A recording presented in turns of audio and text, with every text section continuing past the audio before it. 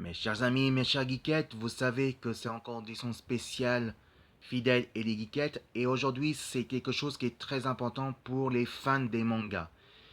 Vous savez que les mangas et les séries animées de notre enfance est très important dans notre cœur. Que ce soit Goldorak, que ce soit XOR, que ce soit évidemment Bioman. Attention, on dit Captain Flamme, c'est pas un manga. Non, d'ailleurs, Captain Flamme, c'est alias Captain Future. Captain Earth Future, c'est un roman CSF, mais qui n'est pas un manga qui est États-Unis.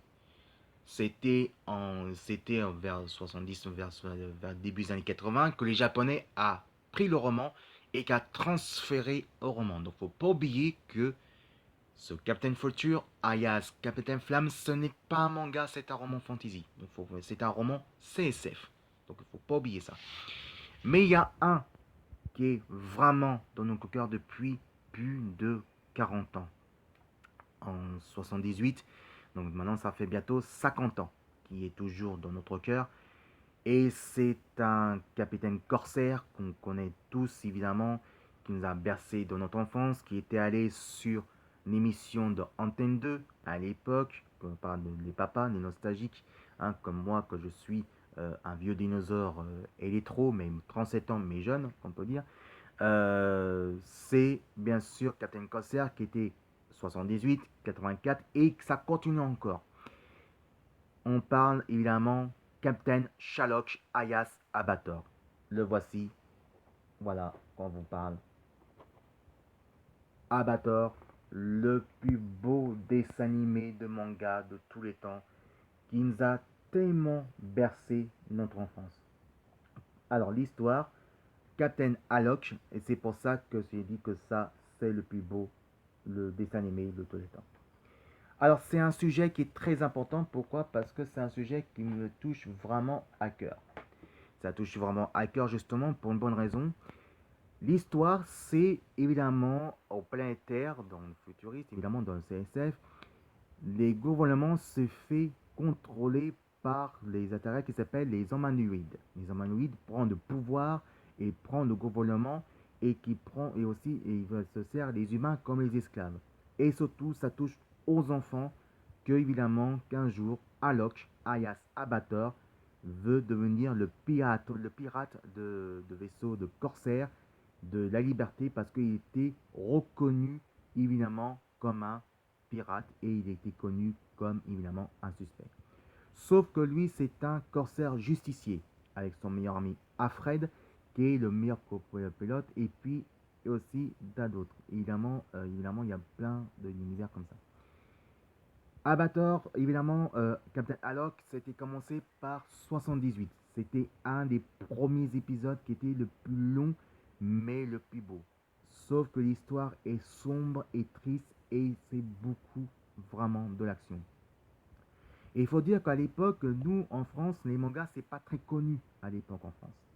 Euh, Nous à l'époque en France, vers les années 50, vers 1960, on avait Chapi Chapeau, on avait La Ménage Enchantée, il y avait Bonnie les Petits, il y avait aussi des séries télévisées qui étaient en noir et blanc, comme, comme on va dire, évidemment, il y a aussi des séries qui sont bien, comme La Brigade du Tigre, et bien sûr Arsène Lupin.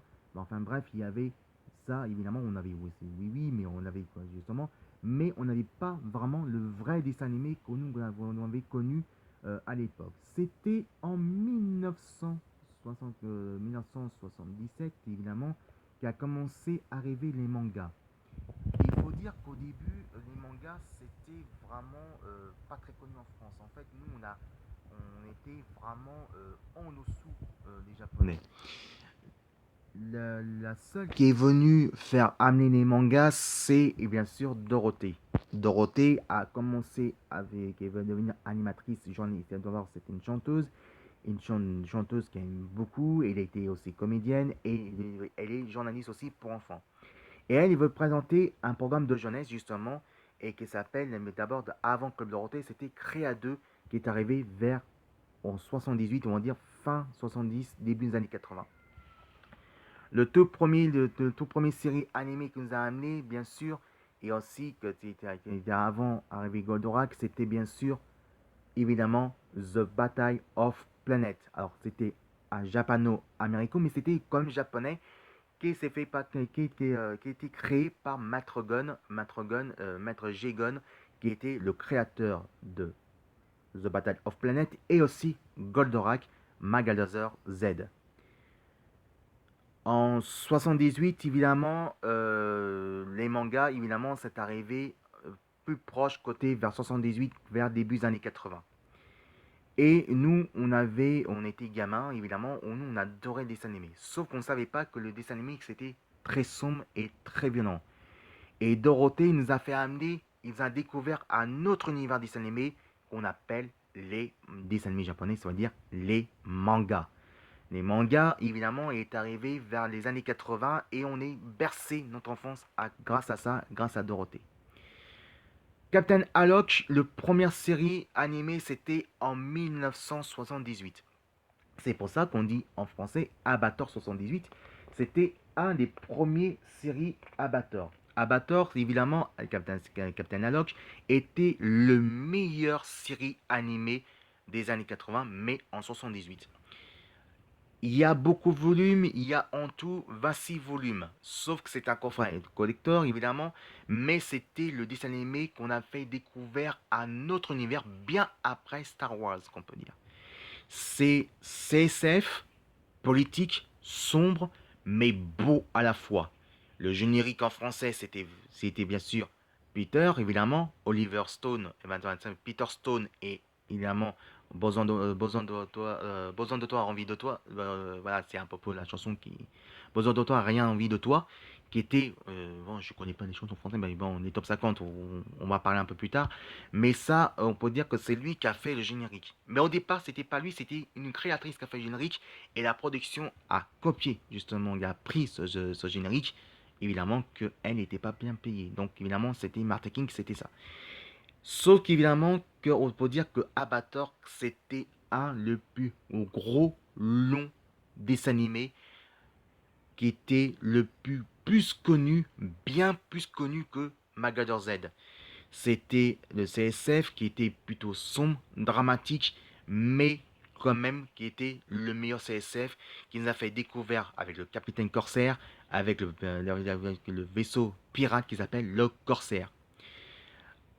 En 1980, il y a eu aussi une autre série Abator qui s'appelle également Abator 84, donc on va dire Captain Sherlock 84.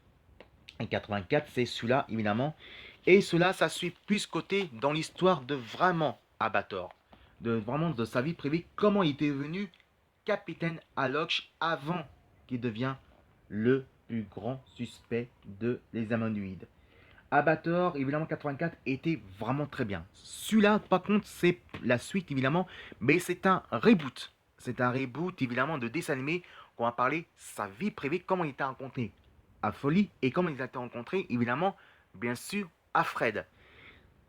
Cela aussi, il est sombre, mais c'est plus côté justicier et aventure de CSF. Et sauf c'était vraiment un très bon dessin animé, mais Abattoir 78 est beaucoup meilleur que les années 84.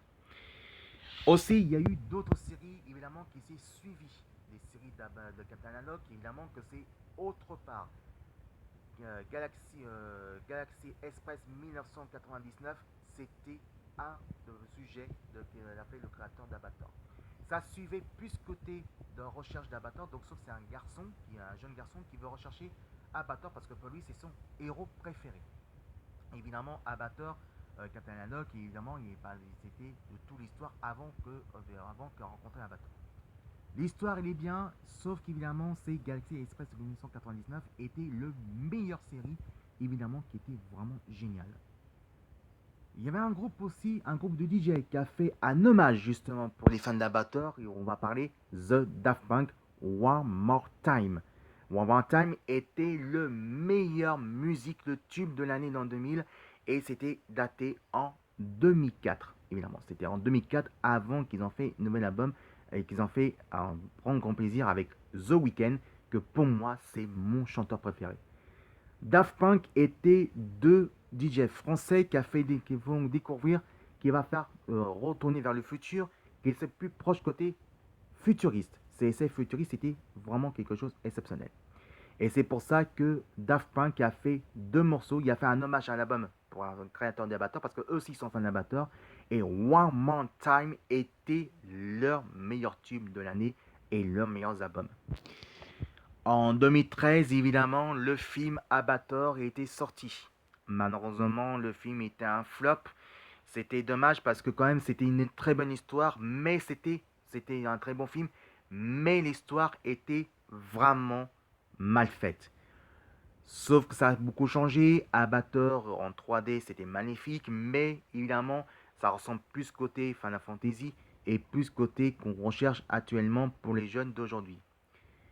On revient tout de suite et je vais parler pourquoi je parle ce sujet-là à propos d'Avatar, à propos Avatar, alias Capitaine Alok, évidemment, pour les fans spécial Avatar. A tout de suite.